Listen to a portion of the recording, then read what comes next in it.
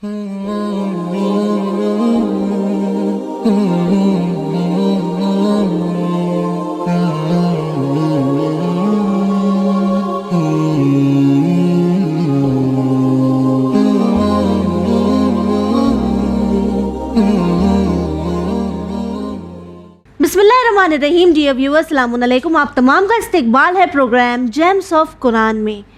Viewers, जब हम बात करते हैं कुरान मजीद की तो कुरान मजीद सिर्फ एक तिलावत की किताब नहीं है, बल्कि एक ज़िंदा मौजज़ा है, एक रहनुमा है जो हमारी ज़िंदगी को आसान करता है। कुरान मजीद में काफ़ी सारी ऐसी आयतें हैं जिसमें हिकमत के मोती छुपे हुए हैं। ये मोती ऐसे ज़ेवरात हैं जो हमारी ज़िंदगी को आसान भी करते हैं और साथ ही हमें ये भी बताते हैं कि परवरदिगार आलम ने किस तरह अपनी इस किताब में हमारे हर मसले का हल छुपाया हुआ है। हमारे प्रोग्राम जेम्स ऑफ कुरान में हम कोशिश कर रहे हैं कुरान के जेम्स से आपको रूबरू करवाएं, जिसके ज़रिए आपके नॉलेज में भी इजाफा हो और साथ ही आप अपनी ज़िंदगी को बेहतर तरह से बसर कर सकें। इस प्रोग्राम में हमारा साथ दे रही हैं सिस्टर तफसीर रिजवी। आइए सबसे पहले आपका इस्तकबाल करते हैं। अस्सलाम वालेकुम। वालेकुम सलाम व रहमतुल्लाहि व बरकातहू। जी सिस्टर, जैसे कि हम बात कर रहे हैं प्रोग्राम जेम्स ऑफ कुरान में, तो हमने इससे पहले इन्फाक की बात की, चैरिटी की बात की, कर्ज से मुतालिक बात की, काफ़ी सारे टॉपिक्स पे हमने नज़र डाली। तो वहीं जहां हम सूरह बकरा के जेम्स की बात कर रहे हैं, सूरह बकरा में मौजूद ज़ेवरात की बात कर रहे हैं, तो वहीं एक आयत है जो रोज़े से मुतालिक है। हम चाहेंगे आप उस पर रोशनी डालें। औज़ुबिल्लाहि मिनश्शैतानिर्रजीम, बिस्मिल्लाहिर्रहमानिर्रहीम व बिही नस्तईन व हुवा खैरु नासिरिन व मुईन। अल्लाह का एहसान है कि उसने हमें ये मौका फ़राहम किया कि हम कुरान के ज़रिए अपनी ज़िंदगी को संवारने की कोशिश कर रहे हैं। और जब भी माह रमज़ान आता है, हर एक मुबल्लिग, तबलीग करने वाला या स्पीकर इस आयत को लेकर ही अपनी बात को शुरू करता है। सूरह बकरा आयत नंबर 183, जिसमें अल्लाह ने फरमाया कि या अय्युहल्लज़ीना आमनू कुतिबा अलैकुमुस्सियाम कमा कुतिबा अलल्लज़ीना मिन क़ब्लिकुम लअल्लकुम तत्तक़ून। ये वो आयत है जिसमें अल्लाह ने रोज़ा वाजिब होने की बात कही है कि वाजिब है। इसके अलावा इस आयत में जितने भी तरह के तबलीग करने वाले लोग हैं ना, जो स्पीकर्स हैं, उनको एक बहुत छोटा सा पैगाम अल्लाह ने दिया है। और वो पैगाम कैसे है कि खुदावंद करीम जब इस आयत में मुखातिब करता है ना, बताने के लिए कि तुम पर रोज़ा वाजिब है, तबलीग करने वाला भी क्या करता है, बताता है ना कि तुम्हें क्या करना है। अल्लाह क्या कह रहा है कि जब किसी को तबलीग करो, किसी काम की तरफ बुलाओ, तो सबसे पहले उसको खिताब करने के लिए, है ना, बहुत खूबसूरत अंदाज में कोई अच्छा उसको लक़ब दो, कोई अच्छे टाइटल से उसको पुकारो, जैसे अल्लाह ने पुकारा। क्या फरमाया? या अय्युहल्लज़ीना आमनू। कितनी लज्जत छुपी हुई है ना इसमें। खुदावंद करीम क्या फरमाता है? ए ईमान लाने वालों। कह सकता था ए इंसानों ना, लेकिन अल्लाह ने क्या कहा? ईमान लाने वालों। इससे देखिए एक दिल में ना एक उमंग सी आती है कि खुदा हमसे कितनी मोहब्बत करता है और वो हमें ईमान लाने वाला कह रहा है। उसके बाद खुदावंद करीम दूसरी हमें और आपको ये बात समझा रहा है कि जब तबलीग कर रहे हो ना, तो दिलासा देना, उनको तसल्ली देना। ये नहीं कि डंडे से जो तबलीग करते हैं ना, बड़ी रूड तरीके से, वो असरअंदाज नहीं होती। बिल्कुल जी। अल्लाह कह रहा है ऐसे दिलासा दे के समझाओ। कुतिबा अलैकुमुस्सियाम कमा कुतिबा अलल्लज़ीना मिन क़ब्लिकुम। आपने एक ऐसा एंगल बताया है इस आयत का, ताकि ये आयत तो हमने बहुत बार सुनी और आपने जब रमज़ान का जिक्र भी किया तो हमारे जहन में यही आया कि फ़िलहाल तो माह रमज़ान का मौका नहीं है, तो हम इस आयत को क्यों डिस्कस करें। लेकिन जिस तरह आपने वो स्पीकिंग के तौर पर तवज्जो दिलवाया, ये बहुत ही एक अलग एंगल है, जरूरी है जी। क्योंकि अभी अय्याम अज़ा गुजरे हैं ना, हर एक स्पीकर को इस आयत की तरफ तवज्जो देनी चाहिए कि खुदा कैसे समझा रहा है कि जब तबलीग कर रहे हो तो दिलासा दो कि ये रोज़ा, अल्लाह कैसे कह रहा है ना कि ये रोज़ा सिर्फ तुम पर वाजिब नहीं है, बल्कि तुमसे पहले वालों पर भी वाजिब था, उन्होंने भी रखा, इसलिए तुम भी रखो। यानी इंसान को एक हौसला मिलता है जब कोई एक काम दूसरा कर रहा होता है, तब उसके अंदर भी एक ताकत पैदा होती है, हम भी कर सकते हैं। तीसरी चीज़ अल्लाह इसमें कह रहा है कि जब तुम तबलीग कर रहे हो, किसी चीज़ के वाजिब होने के बारे में बता रहे हो, तो तुम उसको उसका अज्र भी बताओ। जैसे इसमें अल्लाह ने बताया लअल्लकुम तत्तक़ून, कि अगर तुमने ऐसा किया तो क्या होगा, تمہیں متقی بنا دیا جائے گا، تقوی والا بنا دیا جائے گا. اور تقوی ایک ایسی چیز ہے کہ خداوند کریم تقوی کے لیے کہتا ہے انا اکرمکم عند اللہ اتقاکم، کہ میرے نزدیک کوئی بندہ نہیں ہے مگر متقی، جس کے پاس تقوی ہے وہ میرا قریبی بندہ ہے. اور تقوی کا اجر اللہ نے فرمایا جو متقی ہے وہ ڈائریکٹ جنت میں جائے گا. اتنا خوبصورت اجر. یعنی 3 چیزیں اس آیت میں سمجھ میں آتی ہمیں اور آپ کو کہ پہلا، جب تبلیغ کرنے لگو تو مخاطب کرو بہت پیار سے، اچھے ٹائٹل سے، اچھے نام سے، ٹھیک ہے، یعنی چلا چلا کے تبلیغ کرنا ضروری نہیں ہے، ہے نا، کسی کی اہانت کرتے ہوئے، دل آزاری کرتے ہوئے، دل دکھاتے ہوئے تبلیغ نہ کرو. دوسرا، ان کو دلاسا دو، ان کو تسلی دو کہ دیکھو تم یہ کر سکتے ہو کیونکہ پہلے والوں نے بھی کیا. تیسرا، انہیں اجر بتاؤ، اس لیے کہ انسان بزنس مائنڈ ہوتا ہے. اور ویسے بھی ہماری اور آپ کی ساری عبادتیں کیسی ہوتی ہیں نا، عبادت کرنے والے 3 طرح کے ہوتے ہیں. ایک عبادت کرتا ہے جو جہنم کے خوف سے ڈر لگتا ہے اس لیے عبادت کرتا ہے. ایک عبادت کرتا ہے تجارت کے طور پر کہ میں یہ کروں گا تو جنت مجھے بدلے میں ملے گی، جنت کے لیے کرتا ہے. ایک عبادت کرنے والے اہل بیت جیسے ہوتے ہیں جو صرف اس لیے عبادت کرتے ہیں کیونکہ وہ لائق عبادت ہے نا. لہٰذا انسان جو تجارت پسند ہے اس کو تجارتی نقطہ بھی دیا جائے نا کہ اگر تم یہ کرو گے، ایسا کرو گے تو تم کو بدلے میں اجر کے طور پر یہ عطا کیا جائے گا. وہ ایک ریوارڈ بتایا جائے، ریوارڈ ضرور بتایا جائے ہر چیز کا. صرف یہ نہ کہہ دیا جائے کہ ایسا کرو، ایسا کرو گے تو کیا ملے گا. یہ پروردگار عالم کا بہت خوبصورت پیغام اس آیت میں چھپا ہوا ہے. جی آپ نے بہت ہی بیوٹیفل طور پر ہمیں ایکسپلین کیا، ایک نیا نظریہ بھی بتایا جو صرف ہمارے ویورز کے لیے نہیں ہے بلکہ ہر اس اسپیکر کے لیے ہے جنہیں پروردگار عالم نے موقع دیا ہے کہ وہ لوگوں کو گائیڈ کر سکے. جہاں سسٹر آپ نے بات کی تقوی کی اور ہم روزے کے بارے میں بات کریں تو ماہ رمضان کے علاوہ ابھی جیسے کہ ربیع الاول ہے اور دیگر مہینے آئیں گے تبھی بھی لوگ روزے رکھیں گے. رجب کا مہینہ ہے، شعبان کا مہینہ ہے، تو روزے کے تقوی کے علاوہ اور کیا فائدے ہوتے ہیں؟ دیکھیں، روزہ ایک ایسی عبادت ہے نا جس کے لیے بزرگ علماء نے تاکید کی ہے کہ انسان کو ہفتے میں کم سے کم 2 دن تو روزہ رکھنا ہی چاہیے. کیونکہ انسان کا جب شکم سیر ہوتا ہے نا، جب پیٹ بالکل بھرا ہوا ہوتا ہے تو ملکوتی باتیں یعنی آسمانی باتیں اس کے ذہن میں اترتی نہیں ہے. جب دنیا کی چیزوں سے اپنے شکم کو پر کر لوگے تو آسمانی باتیں تمہارے ذہنوں میں نہیں اتریں گی. یہ باقاعدہ علماء نے کہا ہے. اس لیے یہ روزہ ہر ہفتہ انسان کو کم سے کم 2 نہیں رکھ سکتا، 1 تو رکھے، نہیں رکھ سکتا مہینے میں کم سے کم 1 یا 2 روزہ رکھے، اس لیے کہ اس کے بہت سارے اثرات ہیں. سب سے پہلے جو اس کا اثر بتایا گیا ہے، جو اس کا تعلق بتایا گیا ہے، کن چیزوں سے ہے. کہا گیا کہ اس روزے کا سب سے بڑا فائدہ یہ ہوتا ہے کہ انسان کی تربیت ہوتی ہے. تربیت کیسے ہوتی ہے کہ نہج البلاغہ میں امیر المؤمنین نے بہت خوبصورت جملہ فرماتے ہیں کہ اللہ نے روزہ اس لیے تم پر واجب کیا ہے کیونکہ روزے کے ذریعے تمہارے نیت میں خلوص پیدا ہوتا ہے.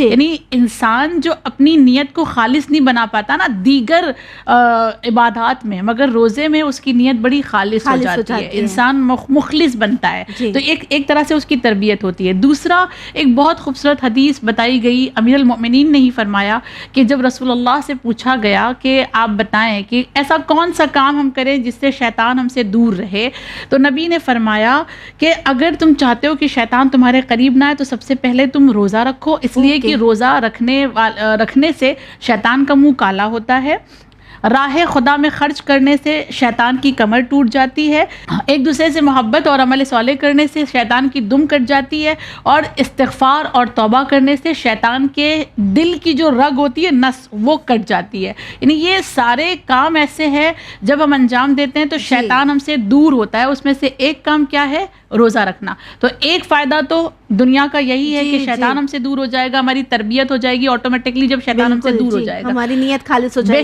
گی. دوسرا جو ہے نا، روزہ رکھنے سے معاشرتی یعنی معاشرے کا ایک فائدہ یہ ہوتا ہے کہ خود ایک حدیث امام صادق علیہ الصلوۃ والسلام کی ہے. مولا فرماتے ہیں کہ انسان جب روزہ رکھتا ہے تو ایک طریقے سے غریب اور امیر کا جو فرق ہے وہ ختم ہو جاتا ہے.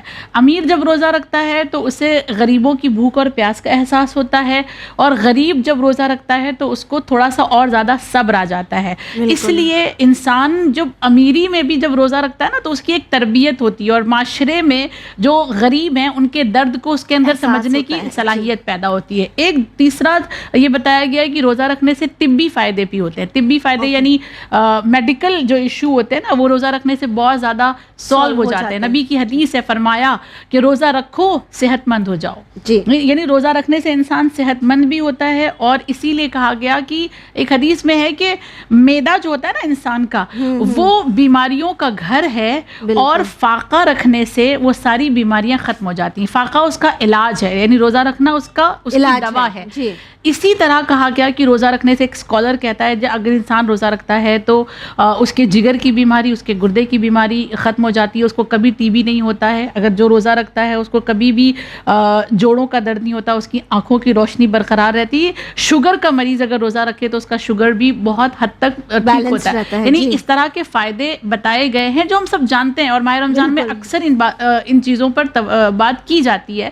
ہم سب اس پر بات کر چکے ہیں, لیکن جو صرف واجب ہے صرف اس پر اکتفا نہ کریں بلکہ مستحب روزہ بھی جو ہے نا اس کا بھی اثر اپنے اندر پیدا کرنے کی کوشش کریں انشاءاللہ. جی بالکل. جی سسٹر, جہاں ہم نے سورہ بقرہ میں روزے کا ذکر کیا جو حق اللہ ہے, اللہ کا حق ہے, تو وہیں اگر سورہ بقرہ پہ ہم اور نظر ڈالیں اور ڈیپلی سے اسٹڈی کریں تو کیا اس میں حق الناس یعنی اللہ کے بندوں کے حق کے بارے میں بھی بات کی گئی ہے؟ دیکھیں, خداوند کریم حقوق الناس میں اتنا زیادہ پابند نظر آتا ہے قرآن مجید میں کہ ایک نو مولود جو بچہ ہے نا اس کے حق کو بھی قرآن میں بیان کیا گیا ہے. سورہ بقرہ کی آیت نمبر 233 جسے آیت رضا کہا جاتا ہے. آیت رضا یعنی جب ایک ماں دنیا میں بچے کو لاتی ہے اس کے بعد اللہ ماں کو غذا دیتا ہے بچے کی اور وہ بچے کی غذا ماں پہنچاتی ہے. اس پورے پروسیس کو رضا کہا جاتا ہے نا, دودھ پلانے کی جو رسم ہوتی ہے. اس آیت میں پروردگار عالم نے اتنی خوبصورتی سے بات کی ہے یہ پورے پروسیس کو. خدا کہتا ہے, میں ترجمہ آپ کی خدمت میں پڑھوں اور اس کے بعد اس کے کیا نکات نکلتے ہیں وہ دیکھیں گے ہم. اللہ نے فرمایا والوالدات یرضعن اولادہن حولین کاملین لمن اراد ان یتم الرضاعہ, یعنی کہ مائیں اپنے بچوں کو پورے 2 سال دودھ پلائیں. اور اس کے بعد یہ کہا گیا کہ اگر وہ یہ 2 سال کا دور مکمل نہیں کرنا چاہیں, کسی وجہ سے نہ کر سکیں, تو اسے کم بھی کیا جا سکتا ہے. اور اس کے بعد کہا کہ جب بچہ دنیا میں آتا ہے اور ماں جب دودھ پلا رہی ہوتی ہے تو ماں کا خرچ بچے کے باپ پر ہوتا ہے. باپ کی ذمہ داری, قرآن کی آیت ہے, باپ کی ذمہ داری ہے کہ بچے کے کھانے اور لباس کا خیال رکھے. اور اس کے بعد کہا کہ بچے کو آپسی تناؤ کی وجہ سے, میاں بیوی کا جو آپسی تناؤ ہوتا ہے اس کی وجہ سے بچے کا حق نہ چھینا جائے, کسی صورت بچے کا حق ضائع نہیں ہونا چاہیے. اس کے بعد یہ کہا کہ اگر باپ نہ ہو یا طلاق بھی ہو گیا ہو ہے نا, تب بھی باپ کو اس کا خرچ دینا ہے. اور اگر باپ نہیں انتقال کر گیا ہے تو جو وارث ہوں گے نا بچے کے, فیملی ممبرس یعنی ان کے دادا وغیرہ اگر بچے کے موجود ہوں گے تو ان کے اوپر ضروری ہے کہ وہ ماں کو خرچ دے. اور پھر یہ کہا گیا اس آیت میں کہ اگر ماں جو ہے اس قابل نہیں ہے کہ وہ دودھ پلا سکے اپنے بچے کو تو اس کے لیے چھوٹی سی ایک چھوٹ دی گئی ہے کہ ماں اور باپ دونوں آپس میں بیٹھیں اور بیٹھ کر مشورہ کریں. مشورے کے ذریعے سے وہ کسی دوسری عورت کو ارینج کر سکتے ہیں جو پاک دامن ہو, جو نیک ہو, جو اچھی ہو, جو نماز روزے کی پابند ہو, وہاں سے بچے کی غذا فراہم کر سکتے ہیں. مگر اس میں بھی یہ کہا گیا ہے لیکن جتنے دن ماں نے اس کو غذا دی ہے اتنے دن کا حق ماں کا باپ کو ادا کرنا پڑے گا. یعنی کس قدر اللہ حقوق الناس کا خیال رکھ رہا ہے کہ ابھی ایک بچہ دنیا میں آیا ہے, بالکل ٹھیک ہے نا, ابھی وہ پیدا ہوا ہے اور اس کے حقوق بیان کر کے اللہ ہم کو کیا سمجھانا چاہ رہا ہے کہ ایک نو مولود کے بھی اتنے حقوق ہیں. تو جیسے جیسے وہ بڑا ہوگا پھر وہ جب پورا انسان کامل بن جائے گا پھر ایک رشتہ اس کا ہوگا, پھر اس کے رشتے, اس کے حقوق, ایک انسان ایک کامل کا حقوق کیا ہوگا تم اس کو اندازہ لگاؤ, سمجھو. یعنی یہ پورا جو ہے نا ایک آیت میں پروسیس جو بیان کیا گیا 7 مرحلے ہیں اس میں. اور ان 7 مرحلوں میں سب سے پہلا جو مرحلہ ہے اللہ نے کیا کہا کہ تم 2 سال تک اسے دودھ پلانا ہے بچے کو. اس میں نا اس آیت میں کہیں پر بھی یہ نہیں کہا گیا کہ لڑکا ہے تو 2 سال, لڑکی ہے تو ہاں ہمارے معاشرے میں کیا رائج ہے نا، دیکھیں لڑکیوں پہ کل بھی ستم تھا، آج بھی بالکل. آج معاشرے میں رائج یہ ہے کہ بیٹا ہے تو 2 سال اور اگر بیٹی ہے تو پونے 2 سال. عجیب نا، یہ کس نے کہہ دیا، یہ طے کس نے کیا کہ بیٹی ہے تو اس کا حق کم ہے؟ نہیں. تو یعنی ہم سسٹر یہ دیکھ سکتے ہیں کہ سوسائٹی میں اس میں بھی یہاں پہ فرق کیا جاتا ہے لڑکا اور لڑکی میں. اور جہاں آپ نے ذکر کیا کہ کس طرح ایک ماں بھی حق مانگ سکتی ہے، تو کیا وہ دودھ پلانے کا حق بھی مانگ سکتی ہے؟ اور کیا ضروری ہے کہ وہ حق کو ایک مانیٹری حق سمجھا جائے، یا اس وقت جب اس نے ایک بچے کو دنیا میں لایا ہے اسے ایموشنل سپورٹ کی ضرورت ہے تو وہ حق ایموشنل بھی ہو سکتا ہے؟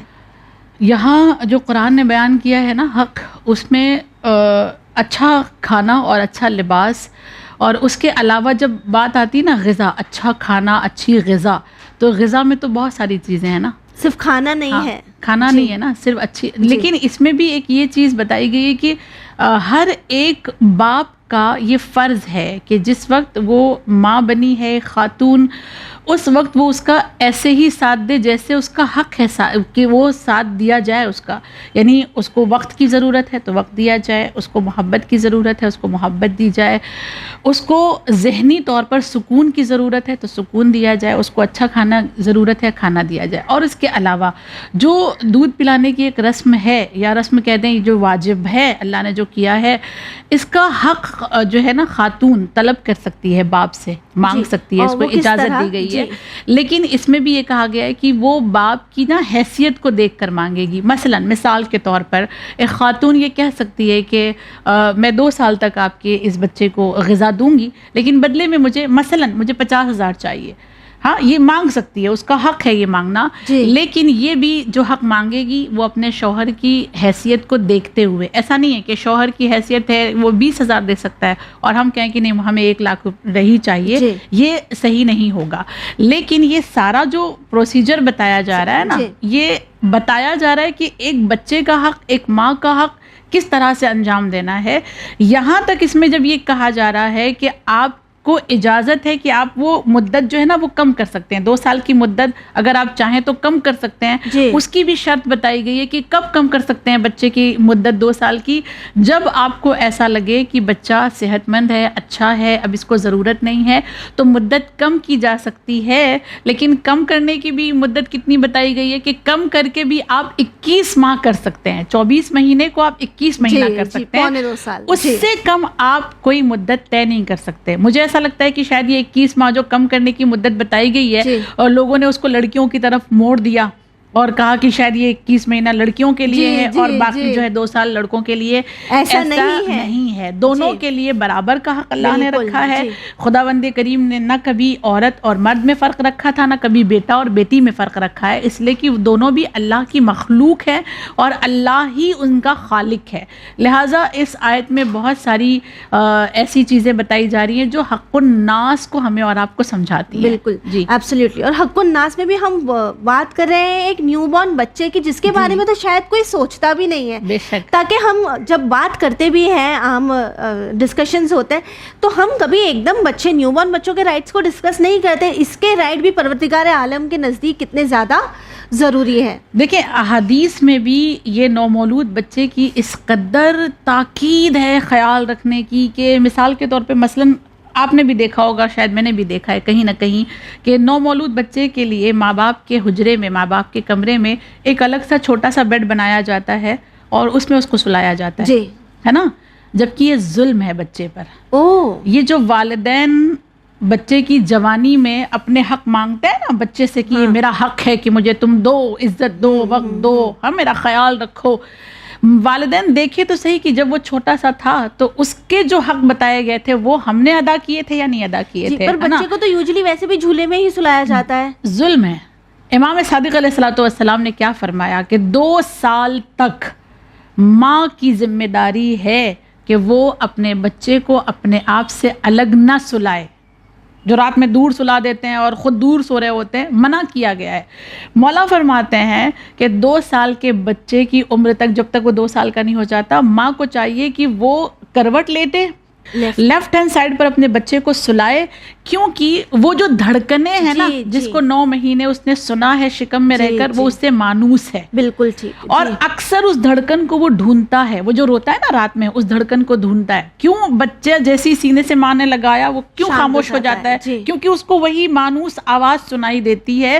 اور اگر ہم نے اس نومولود کو اس دھڑکن سے دور رکھا، وہ آواز وہ نہیں سن پا رہا ہے، اس کا حق ضائع کیا ہے ہم نے، اس کا حق برباد کیا ہے. تو پھر گھر کے بڑے بزرگ یہ کیوں کہتے ہیں کہ ماؤں کو بچوں کو اپنے سے چپکا کے نہیں رکھنا چاہیے، اکھا وقت اپنے پاس نہیں رکھنا چاہیے، یا اپنے سے دور سلانا چاہیے، بچوں کو عادت ہونی چاہیے الگ سونے کی؟ بچوں کو عادت ہونی چاہیے 7 سال کے بعد.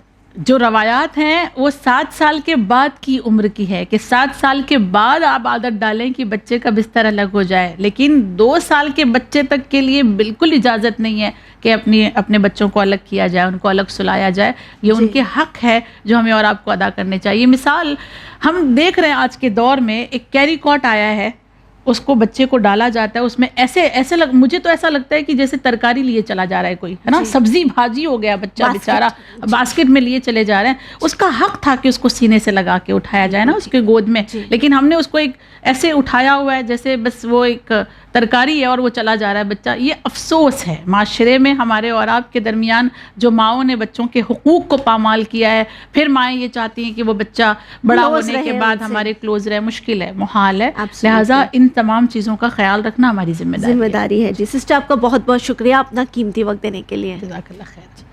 ویورز، آپ سے آخر میں بس یہی کہنا چاہیں گے کہ پروگرام جیمز آف قرآن میں ہم کوشش کریں گے کہ اور بھی حق الناس کی بات کریں اور جو دیگر چیزیں ہیں جو سورہ بقرہ میں موجود ہیں ان پر نظر ڈالیں. لیکن اس سے پہلے یہ کہنا چاہیں گے کہ اگر آپ کے گھر میں کوئی نیو مدر ہے تو یہ آپ کی ذمہ داری ہے کہ آپ ان کا خیال رکھیں اور انہیں اپنے بچوں کا خیال رکھنے سے دور نہ کریں. اسی امید کے ساتھ ہمیں دیجیے اجازت. پر بنے رہیے چینل ون کے ساتھ. پیغام انسانیت. شکریہ.